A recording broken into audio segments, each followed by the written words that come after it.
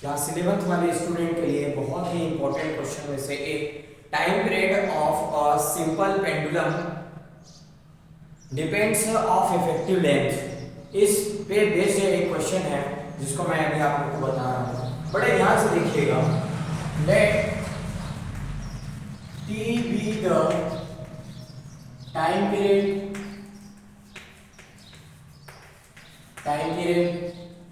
and be the effective length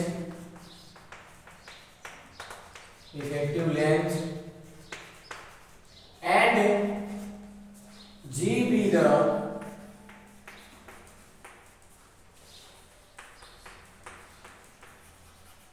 acceleration of gravity।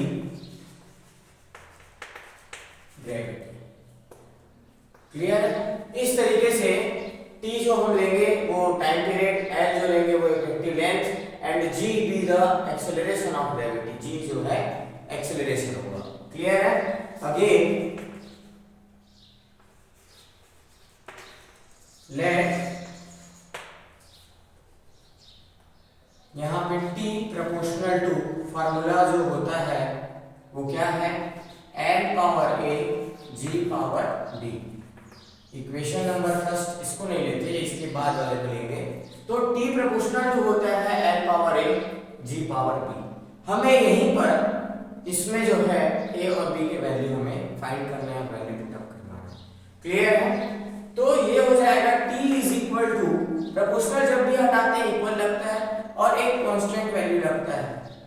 Generally उसको small k या capital k ले लेते हैं, n power a g power b। Here small k is a dimensional less constant है ये, क्योंकि constant value के कभी भी कोई डायमेंशंस होते ही नहीं, इसलिए इसको पहले ही मैं लिख रहा हूं डायमेंशनल लेस कांस्टेंट है। क्लियर है?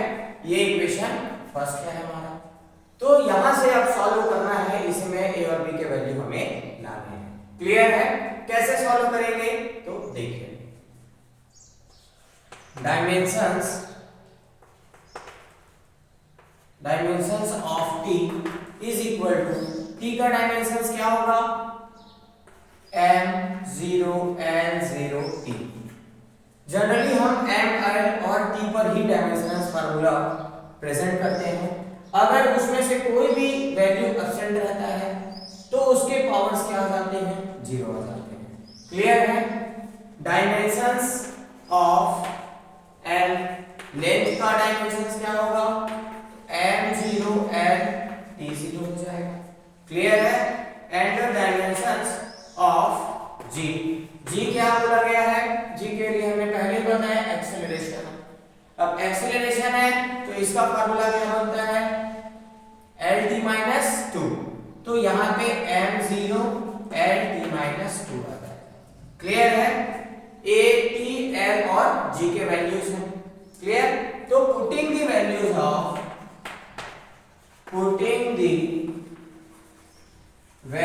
Of t l and g in equation first. Equation first में इसके वैल्यूज रख देते हैं। तो t का क्या है dimensional formula, m0 l0 t is equal to, k dimensionless है तो इसको यहीं से ही हटा दीजिए। l का पावर, l का डायमेंशनल फार्मूला क्या है, m0 l t0 पावर में है हमारा a। इस तरीके से g का डायमेंशनल फार्मूला क्या है, m0 lt माइनस 2 पावर में आ जाएगा। क्लियर है? इस तरीके से एक एक स्टेप हम आगे बढ़ते जाएंगे और इसको सॉल्व करना है, a और b के वैल्यू मिल जाएंगे। तो नेक्स्ट स्टेप हो जाएगा हमारा m0 l0 t। अब यहां पर देखिए क्या करना है, ये जो पावर्स है a, इसको इन तीनों पे मल्टीप्लाई करके इसके पावर के साथ, और यहां पर b है उसको भी हम इसके पावर्स के साथ क्या करेंगे, मल्टीप्लाई करेंगे। तो ये हो जाएगा हमारा 0 into a 0 ही होगा, l का पावर कुछ भी नहीं तो क्या है 1, तो 1 into a क्या हो जाएगा, a हो जाएगा। t का पावर 0 इंटू a 0 हो जाएगा। क्लियर है? इस तरीके से बनेगा। तो यहां पर देखिए m का पावर 0 इंटू b, तो ये हो जाएगा 0। क्लियर? l का पावर यहां पर क्या नजर आ रहा है 1, तो 1 इंटू b, तो ये हो जाएगा b। t का पावर क्या है यहाँ पे -2 है, तो -2 इंटू b क्या हो जाएगा t का पावर -2b। क्लियर है? इस तरीके से। अब नेक्स्ट स्टेप इसको कैसे सॉल्व होगा, तो देखते जाइए। m0 l0 t is equal to m और ये इंटू m, ये पूरे इंटू के फॉर्म पे है, बड़े ब्रैकेट में हमने इसको क्लोज करके रखा हुआ है, तो ये इंटू के फॉर्म में है। m0 और ये m0, तो पावर 0 0 है, तो इसका वैल्यू क्या हो जाएगा, m का वैल्यू 0 ही हो जाएगा। m में क्या है देखिए, इसकी पावर्स a है और यहाँ पर क्या है b, तो a plus b powers add हो जाते हैं। और t का पावर क्या है यहाँ पे 0 0 और -2b, तो ये हो जाएगा -2b। क्लियर है? इस तरीके से। अब हमें जो नेक्स्ट स्टेप है वो क्या करना है, कंपेयर करना है।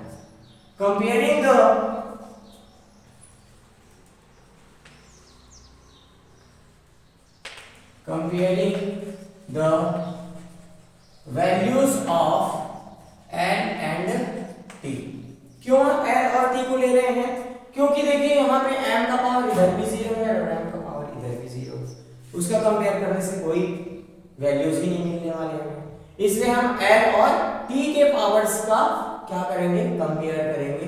तो यहाँ पे देखिए फर्स्ट आ जाएगा l का पावर यहाँ पर क्या है a plus b is equal to, इसका पावर क्या है 0, ये बन गया हमारा इक्वेशन नंबर सेकंड। अब t का पावर यहाँ पर क्या है 1 है और इस स्टेप पे क्या है -2b, तो ये हो जाएगा हमारा -2b is equal to t का पावर कुछ भी नहीं है तो क्या है 1 है, इस तरीके से। अब b का वैल्यू सॉल्व करें तो b इज इक्वल टू -2, ये इंटू के फॉर्म पे है यहाँ पे, तो इंटू जब इधर जाएगा तो ये डिवाइड हो जाएगा -2। क्लियर है? इस तरीके से। अब इस b के वैल्यू, ये हमारा b का वैल्यू मिल गया है। क्लियर है? अब इस b के वैल्यू को हम क्या करेंगे, यहाँ इक्वेशन सेकंड पे पुट अप करेंगे, तो putting the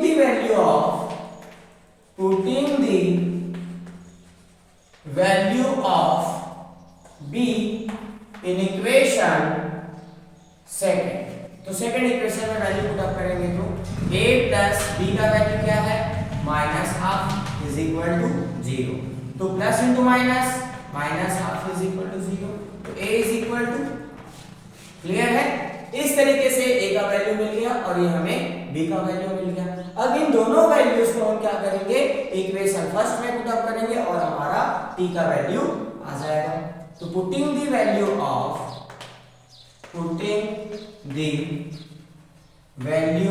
of a and b in equation first, तो ये इक्वेशन फर्स्ट है हमारा, t is equal to k and a का पावर क्या है हाफ और b का पावर यहाँ पे क्या है -12।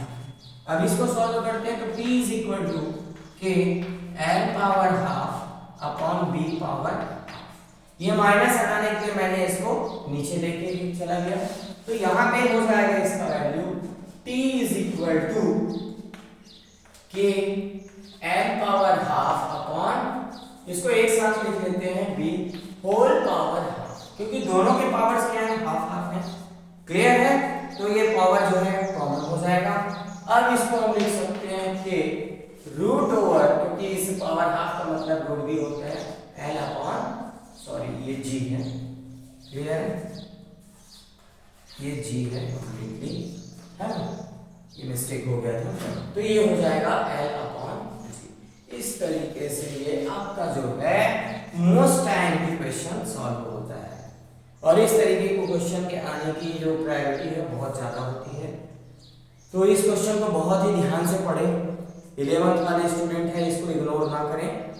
Thank you very much. Video देखने के लिए लाइक शेयर और सब्सक्राइब जरूर करें, अच्छा लगा हो तो।